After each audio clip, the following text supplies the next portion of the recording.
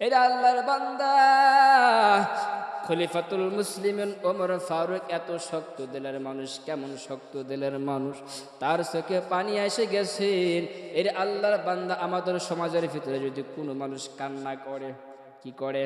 যদি কোনো মানুষ কান্না করে, ওই কান্নার ধরন দেখা, কান্নার আচরণ দেখা আশেপাশের 10 জন মানুষও কান্না করে। বলে আমিরুল মুমিনিন কেমন মানুষ ছিলেন? বলে আমিরুল মুমিনিন এমন একজন মানুষ, খলিফাতুল মুসলিমিন ওমরের দরবারে এক মহিলা জেনা করেছে। কি করেছে? এক মহিলা জেনা করেছে, বিচারে নিয়ে গেছে খলিফাতুল মুসলিমিন ওমর। এই মেয়েটা জেনা করেছে, বিচার চাই। ওমর ডাক দিয়ে কয়, তোর বাড়িওয়ালারা কই? এই মেয়েটার হত্যা করে ফেলে দাও, জেনা করেছে। পাশে হযরত আলী দাঁড়ানো। হযরত আলী ডাক দিয়ে কয়, গো খলিফাতুল মুসলিমিন ওমর, সাবধান, আপনি মেয়েটার হত্যা করবেন, আমি কোনো বাধা দিব না, কোনো কিছু বলবো না। এরে খলিফাতুল মুসলিমিন ওমর, কিন্তু মহিলার গর্ভে সন্তান আছে, সন্তানের যেন কোনো কিছু ক্ষতি না হয়। এরে সাবধান, সন্তানের যেন কোনো কিছু না হয়, সন্তান যেন নষ্ট না হয়। এইবার খলিফাতুল মুসলিমিন ওমর ডাক দিয়ে কয়, আলী, আজকে যদি আপনি না হইতেন আমি ওমর ধ্বংস হয়ে যাইতাম। কারণ ইনসাফের বিচার হইতো না, আমি ইনসাফ প্রতিষ্ঠাতা করতে পারতাম না, বেইনসাফি হইতো। এর খলিফাতুল মুসলিমিন ওমর এই জন্য এমন একজন মানুষ ছিলেন, এমন একজন মানুষ ছিলেন। এরে বাবা, এরে আল্লাহর বান্দারা, এই জন্য রাসূলের মুহাব্বত আমার আপনার অন্তরে পয়দা করে নাও। এরে আল্লাহর গোলাম, নবীর উম্মতের দল। এরে বাবা, দুনিয়া কিছুই না, দুনিয়া কিছুই না। আজকে দুনিয়ার জন্য পাগল, দুনিয়ার জন্য পাগল হয়ে আছি, দুনিয়ার ক্ষমতার জন্য পাগল হয়ে আছি। এরে বাবা, অনেক মানুষ দেখলাম তারা আজকে দুনিয়ার জন্য পাগল হইয়া দুনিয়ার জন্য তালাশ করে। কিন্তু না রে বাবা, না, দুনিয়ার জন্য পাগল হবি না, দুনিয়ার জন্য পাগল হবি না। এমন কিছু করো যে দুনিয়া তোমার জন্য পাগল হয়ে যা। ভারতের ভিতরে দাঁড়িয়ে আছে কুতুব মিনার, কুতুব মিনার। বলে কোন কুতুবুল আলমের নামে মিনারটা দাঁড়ানো? বলে সাধারণ কোন কুতুব নয়, কুতুবউদ্দিন বখতিয়ার কাকি রহমাতুল্লাহ আলাইহি। এমন একজন বুজুর্গ। বলে কেমন বুজুর্গ? বলে কুতুবউদ্দিন বখতিয়ার কাকি রহমাতুল্লাহ আলাইহি যখন ইন্তেকাল করবেন, খাদেম রে ডাক দিয়ে কে রে খাদেম, আমি কুতুবউদ্দিন মনে হয় আর দুনিয়াতে বেশি দিন বাঁচব না, মরিয়া যাব। আরে খাদিম, আমি কুতুবউদ্দিন যখন দুনিয়া থেকে বিদায় নিয়ে চলিয়া যাব, ভারতের হাজার হাজার ওলামায়ে কেরাম আসবে আমি কুতুবউদ্দিনের জানাজা পড়ানোর জন্য, কিন্তু সাবধান, আমি তোমার দুটা ওসিয়ত করলাম। এরে খাদিম, দুটা ওসিয়ত করাই গন্ডায় পালন করবা। বলে 1 নাম্বার ওসিয়ত, এরে খাদিম, রাসূলের হাদিস অনুযায়ী তাড়াতাড়ি দাফন করবা, দেরি করবা না, মাইন্নাত কষ্ট পায়। এরে বাঙালি ভাই, আমরা বাঙালি অত্যন্ত চালাক। বলে বাবা মারা গেছে, সন্তান থেকে আমেরিকা।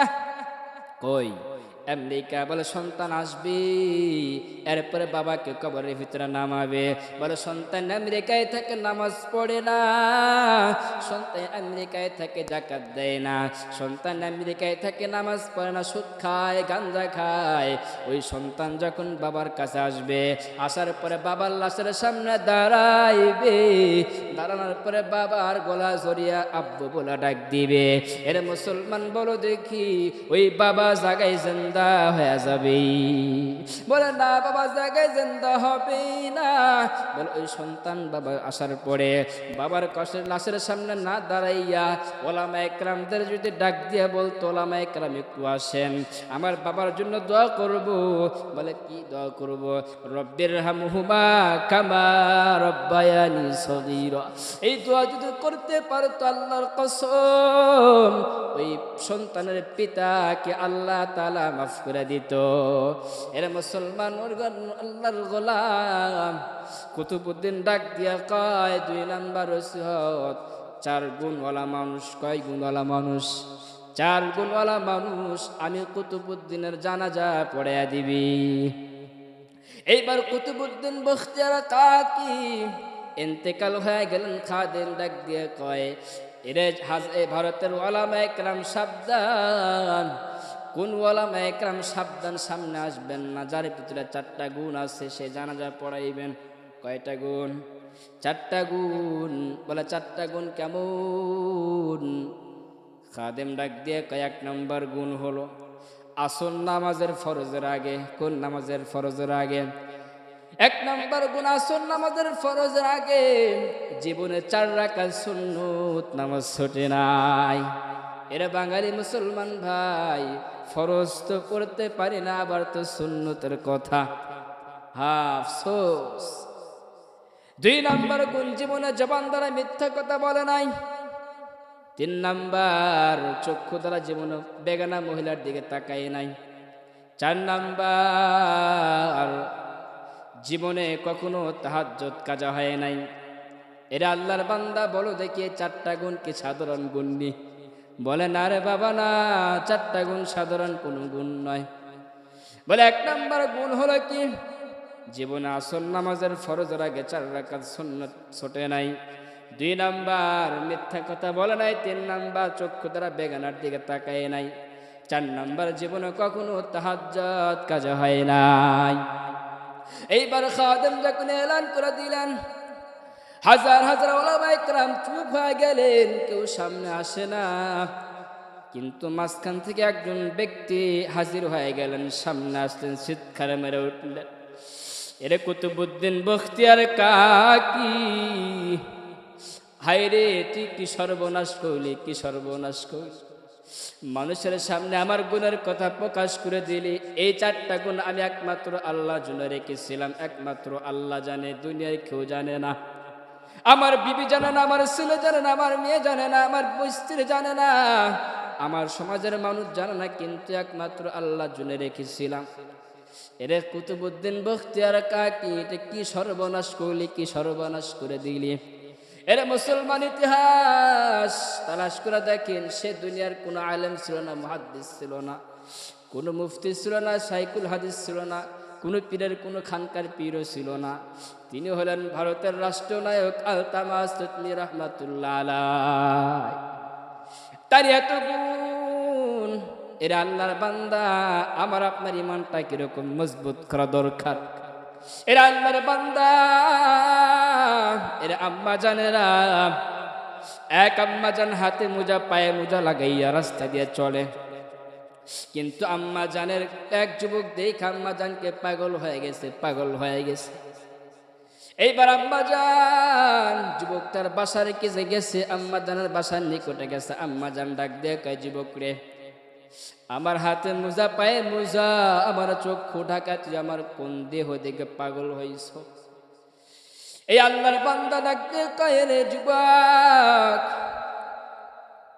এরে আম্মা জান, আমি আপনার চোখের চাউনি দেখে পাগল হয়ে গেছি।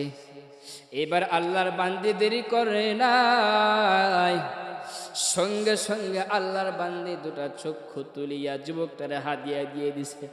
আরে যুবক, তুই আমার চক্ষু দেখে পাগল হইছ, যা তোর চক্ষু হাদিয়া দিয়ে দিলাম। এরে আল্লাহর বান্দা, এই চক্ষুটা আমি কখনো বেগানার দিকে তাকাই নাই, বেগানা পুরুষের দিকে তাকাই নাই।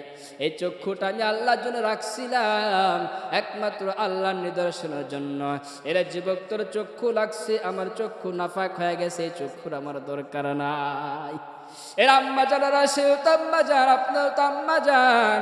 এরা আম্মা জানারা, হযরত আয়েশাও তো আম্মা জান, আপনিও তো আম্মা জান। এরা আম্মা জান, এক নাম্বার কাজ হলো 5 ওয়াক্ত নামাজ পড়বেন। কয়েক ওয়াক্ত নামাজ?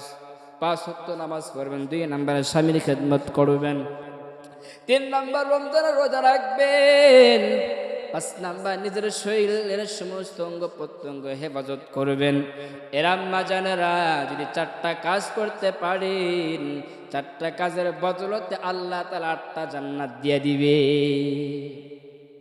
এরা আম্মা জানেরা, হযরত ফাতেমা রাদিয়াল্লাহু তাআলা আনহা, আলী ঘুমায় আছে, হাসান হুসেন ঘুমায় আছে, ফাতেমা পয়গম্বর দরবারে চলে গেছেন। মগে মরে মুসলমান, রাত্রে গভীরে যদি কোনো সন্তান বাবার দরবারে যায়, ওই বাবা কখনো ঠিক থাকতে পারে না।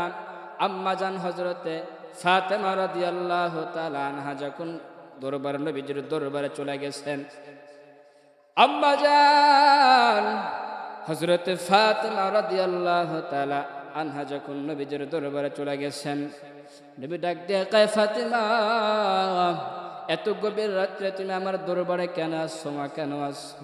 হযরত ফাতেমা ডাক দিয়ে কয়, বাবা, আমি আজকে আপনার দরবারে, নবীর দরবার আসি নাই, আমি আসছি আমার বাবার দরবারে, মায়ের দরবারে। ওগো বাবা, আমি আপনার কাছে কোনো কিছু চাইতে আসি না, দেখাইতে আইছি। কি আইছি? দেখাইতে আইছি। বলে কি দেখাইবা? বলে বাবা দেখেন, আমার হাতের তালুর দিকে তাকায় দেখেন, পানি তুলতে হাতে দাগ পড়িয়া গেছে। আল্লাহ নবী ডাক দিয়ে কয়, মা, তুমি খাদেম মা, নিজের কাজটা নিজে করো, নিজের কাজটা নিজে করলে বরকত হবে।